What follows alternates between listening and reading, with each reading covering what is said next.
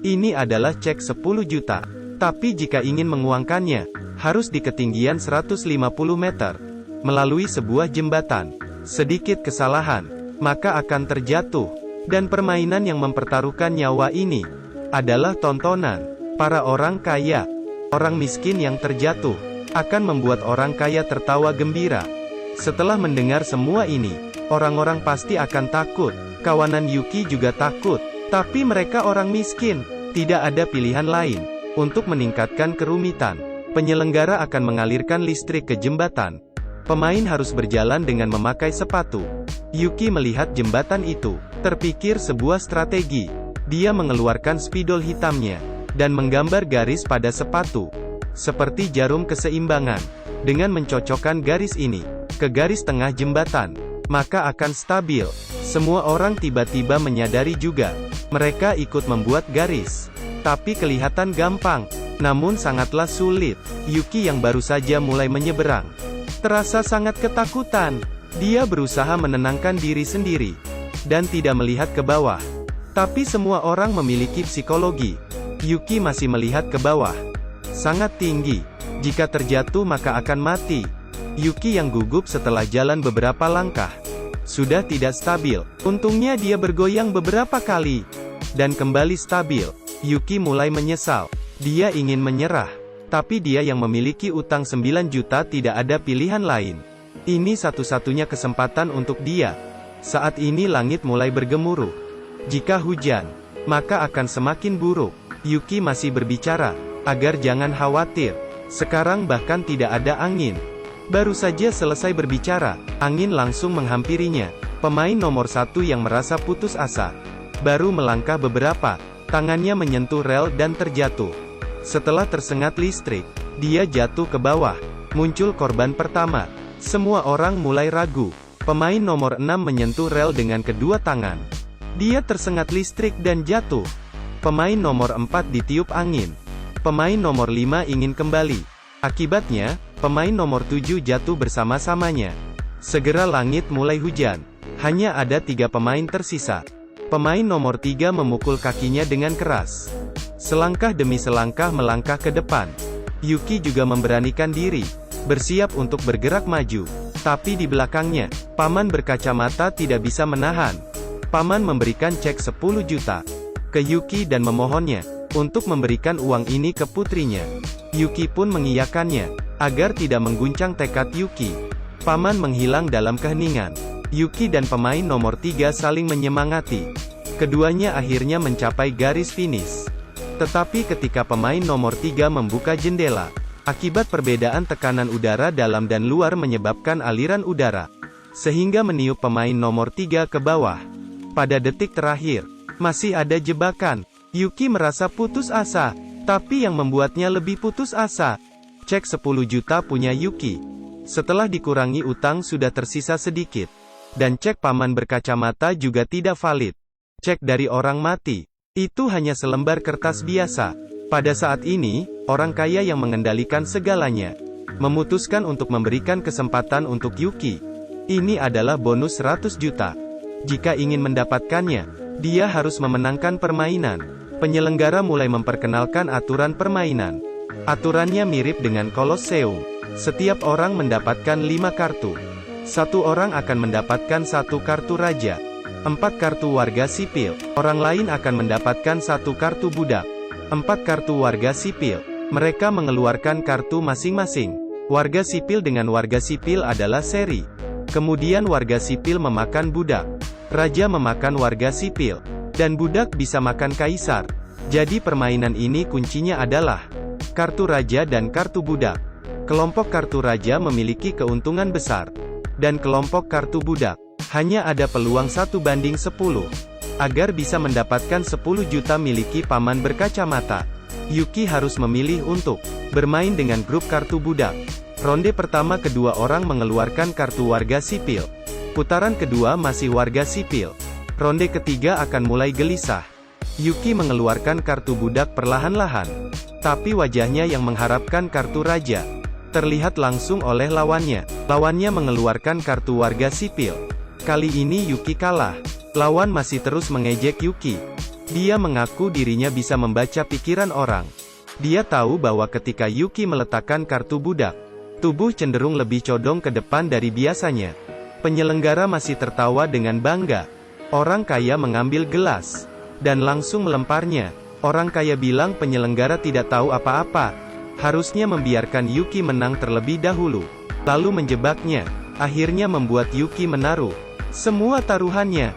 Ada naik turun. Permainan baru terlihat indah. Orang kaya meminjamkan 390.000 untuk Yuki.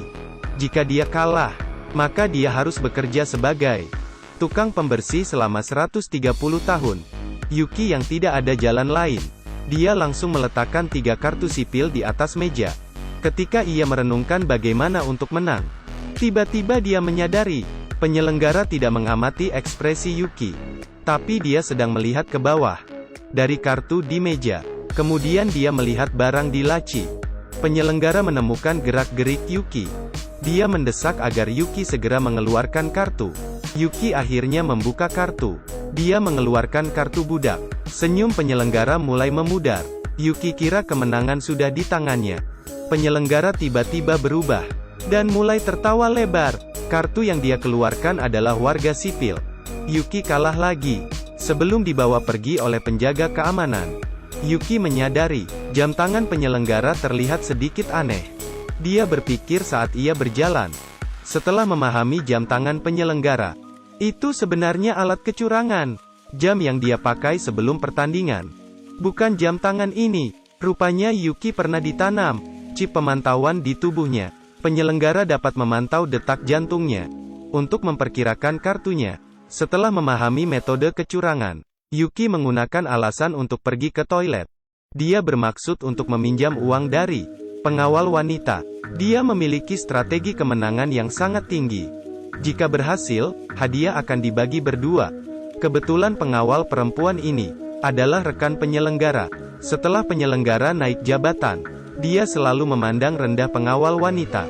Kebetulan kali ini adalah kesempatan yang baik untuk membuat penyelenggara jatuh dari jabatan. Pengawal wanita menulis 50 juta di cek. Orang kaya juga setuju mereka bermain sekali lagi. Yuki berdiri di depan cermin. Dengan kepalanya dia menabrak cermin itu hingga berdarah.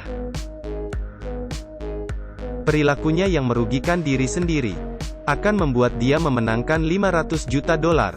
Sampai terakhir, kalian akan terkejut. Yuki duduk di meja permainan. Dia mengambil 3 kartu warga sipil dan meletakkan di kursinya. Kemudian dia membalikan kartu budan dan warga sipil di meja. Memanfaatkan waktu ketika semua orang sedang mendengar pidato orang kaya, Yuki mengambil 1 kartu warga sipil dan ingin menukar dengan kartu di atas meja. Gerak-gerik ini diketahui oleh penyelenggara. Yuki mengkritik para orang kaya yang memeras orang miskin. Tiba-tiba lukanya mengeluarkan darah dan mengenai kartu di meja. Karena dia terlalu bersemangat, jam tangan tidak dapat memantau detak jantungnya, sehingga dia berhasil mengacaukan metode kecurangan penyelenggara. Yuki menghapus darah di kartunya. Rencananya berjalan dengan baik. Penyelenggara yang kehilangan tips kecurangan merasa sangat gelisah. Babak pertama mereka seri. Putaran kedua Yuki terlebih dulu meletakkan kartu. Penyelenggara mulai panik, tapi dia tiba-tiba menyadari ada darah di kartu Yuki. Berarti ini adalah warga sipil atau budak yang terkena darah. Penyelenggara mengeluarkan kartu warga sipil. Hasilnya diumumkan. Hasilnya seri. Tapi itu tidak masalah. Penyelenggara sudah tahu, lain kali kartu yang bernoda darah pasti adalah kartu budak. Yuki mengeluarkan kartu yang bernoda darah lagi. Penyelenggara segera mengeluarkan kartu warga sipil. Tapi pada saat terakhir, dia ragu-ragu. Yuki menggunakan handuk untuk menghilangkan noda darah. Harus dia menyadari ada bekas darah yang tersisa. Sebelumnya dia juga mencoba mengganti kartu. Jadi kartu yang bernoda darah seharusnya adalah 2 warga sipil. Penyelenggara yang mengira dirinya menang. Dia mengeluarkan kartu raja. Hingga saat Yuki membuka kartunya. Dengan bangga Yuki berkata, ini karena kau tidak akan melewatkan sedikit detil. Jadi kau pasti akan mengetahui saat saya mengganti kartu. Tapi sebenarnya, Yuki hanya berpura-pura mengganti kartu. Dia berhasil mengacau perkiraan penyelenggara. Penyelenggara yang kalah dalam pertandingan itu. Semua haknya dirampas oleh orang kaya. Dan Yuki memenangkan hadiah 500 juta yuan. Setelah itu, Yuki memberikan 300 juta yuan kepada pengawal wanita itu. Tak disangka, wanita itu memberikan obat di birnya. Ketika ia bangun, wanita itu sudah menghilang. Wanita itu meninggalkan surat pinjaman 50 juta ke Yuki. Tiap menit ada bunga 3%. Setelah dikurangi bunga, Yuki hanya tersisa 430 ribu. Terakhir dia memberikan semua uang itu kepada putri paman berkacamata.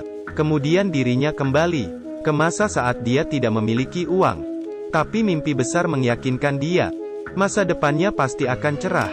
Jadi berjuanglah para remaja, ketika Anda menjadi dirimu yang terbaik. Dan ketika Anda berjuang, barang-barang mewah yang Anda mimpikan sedang menuju ke arah Anda. Terus berjuang.